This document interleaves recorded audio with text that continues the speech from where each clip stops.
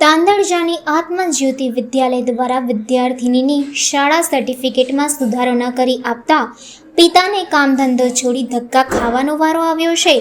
વડોદરા શહેરના તાંદળજા વિસ્તારમાં આવેલ આત્મજ્યોત વિદ્યાલયમાં ધોરણ 12ની વિદ્યાર્થિનીના જન્મ દાખલામાં મુસ્લિમ માતાના નામ પાછળ અગાઉ બેન લખાતું હતું, જે હવે ખાતુન તરીકે સુધારા સાથે સર્ટિફિકેટમાં સુધારો કરવાની વાલી દ્વારા શાળામાં રજૂઆત કરતા શાળા દ્વારા પોતાને આ સત્તા ન હોય તેઓને જિલ્લા શિક્ષણાધિકારી અને ગુજરાત હાઈકોર્ટથી સુધારો મંજૂર કરાવવા જણાવવામાં આવતા વિદ્યાર્થિનીના પિતાને પોતાનો કામ ધંધો મૂકી ધક્કા ખાવાનો વારો આવતા તેમણે પોતાની વ્યથા મીડિયા સમક્ષ ઠાલવી હતી અને જિલ્લા શિક્ષણાધિકારીને રજૂઆત કરી હતી।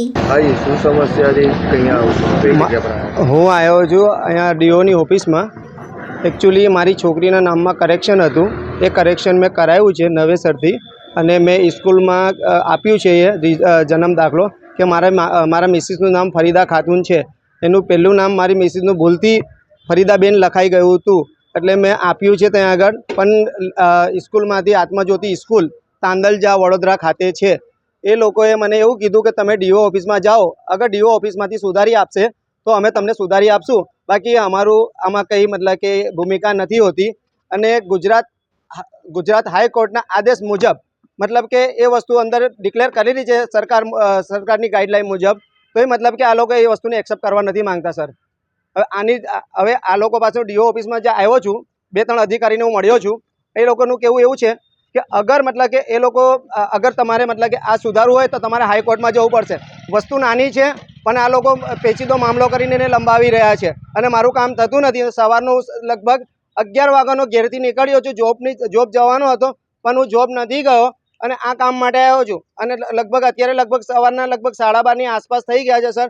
હવે મારે આ ગોલ ફરવાનું કે છોકરાઓને ભણાવવાના કે કામ ધંધો કરવાનો સર। ડીઓ ઓફિસમાંથી એવું કીધું કે ભાઈ જો સરકાર ગાઈડલાઈન હિસાબે અગર એલસી નીકળી જાય છે એક વખત તો અમારા હાથમાં નથી।